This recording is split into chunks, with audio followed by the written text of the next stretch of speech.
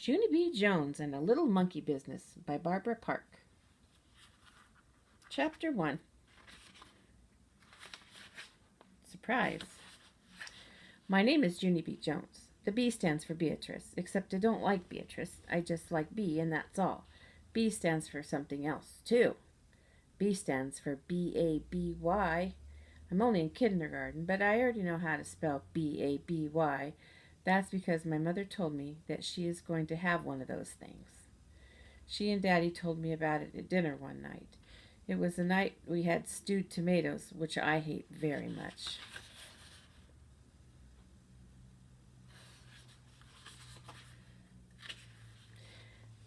Daddy and I have a surprise for you, Junie B., said Mother. And so then I got very happy inside because maybe I didn't have to eat all my stewy, pewy tomatoes.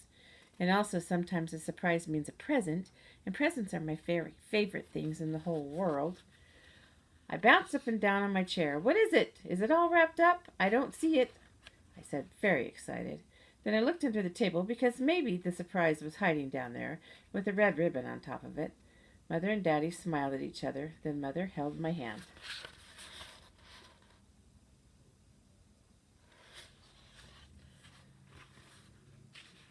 Junie B., how would you like to have a little baby brother or sister? She said. I made my shoulders go up and down. I don't know. Maybe, I told her. Then I looked under my chair. Guess what? I said. I can't find a silly willy present anywhere. Mother made me sit up, and then she and Daddy said some more stuff about a baby. The baby will be yours, Junie B.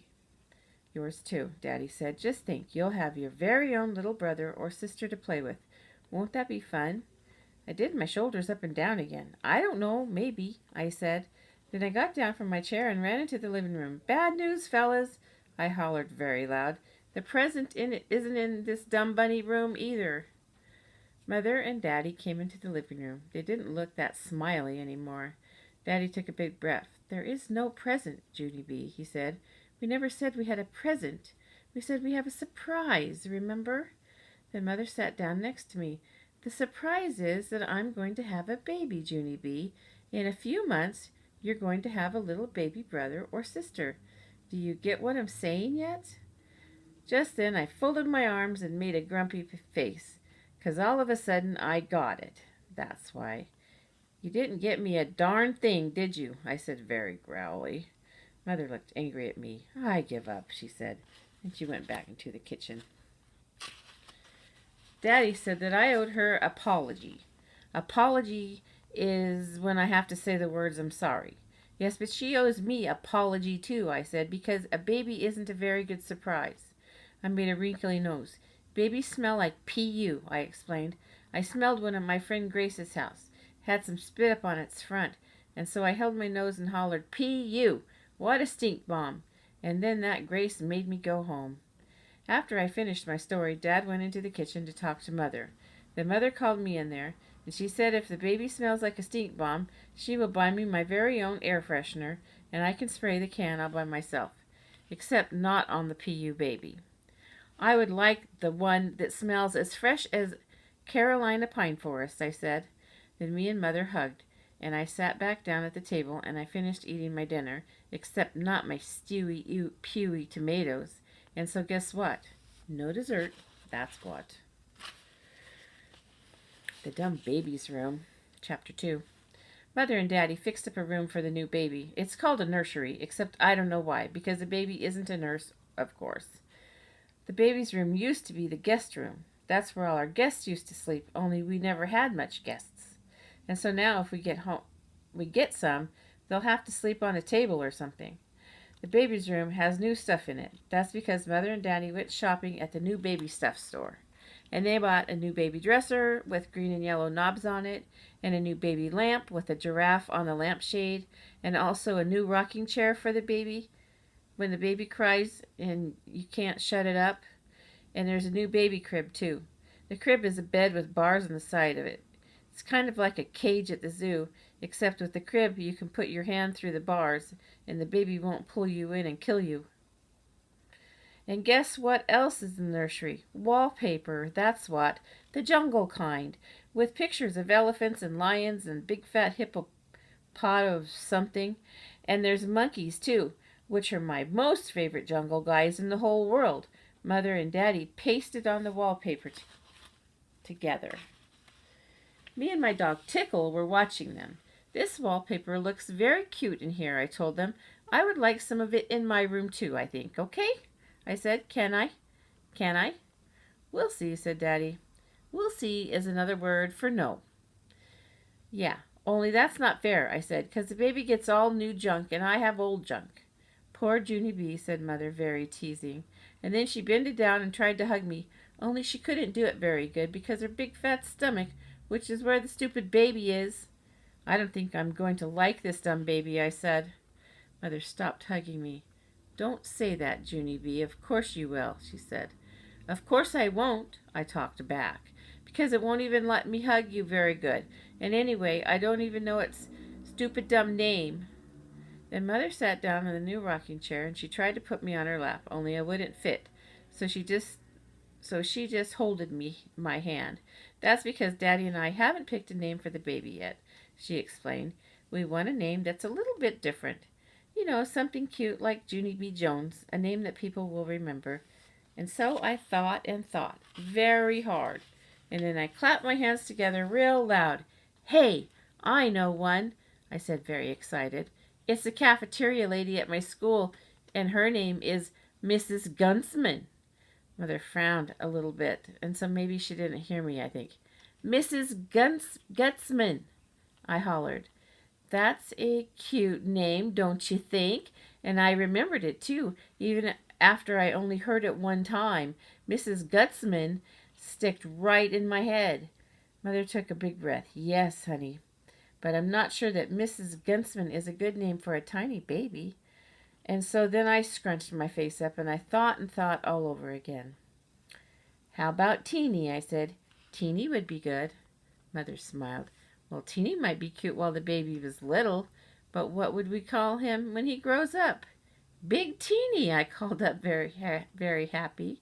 And Mother said, we'll see, which means no Big Teeny. After that, I didn't feel so happy anymore. When's this dumb bunny baby getting here anyway? I said. Mother frowned again. The baby is not a dumb bunny, Junie B, she said, and it will be here very soon. So I think you better start getting used to the idea. Then her and Daddy began pasting wallpaper again. And so I opened the new baby dresser with the green and yellow knobs, and I looked at the new baby clothes. The baby pajamas were very weensy, and a baby sock wouldn't even fit on my big piggy toe. I'm going to be the boss of this baby, I said to Tickle, 'cause I'm the biggest, and that's why. Daddy snapped his fingers at me. That's enough of that kind of talk, Missy, he said. Missy's my name when I'm in trouble. After that, him and Mother went to the kitchen to get some more paste. So I looked down the hall to make sure he was gone. Yeah, only I'm still going to be the boss of it, I whispered. Ha ha, so there.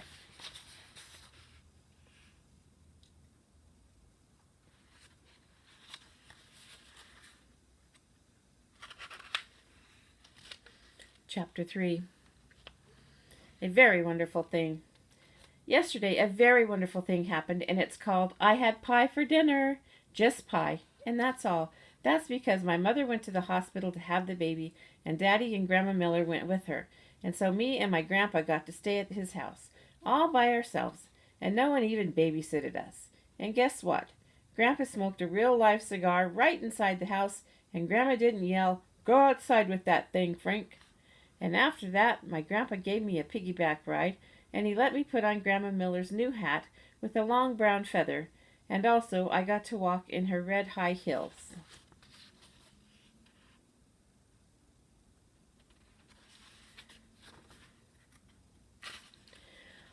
Only then I fell down in the kitchen, and so I quick took them off. Hey, I could crack my head open with these dumb things, I said very loud. After that, I opened up the refrigerator, 'cause I was hungry from playing, that's why. Hey, guess what? There's a big fat lemon pie in here, Frank, I hollered. And so then Grandpa Miller got down to 2 plates, and then me and him ate the big fat lemon pie for our dinner. Just pie, that's all. And we're not even going to get in trouble because we're going to tell Grandma that her cat ate it. And here's another very funny thing. I got to sleep in Grandpa Miller's guest room. First, I put on my PJs with the feet in them, and then my grandpa watched me brush my new front tooth, and he tucked me into the big guest bed.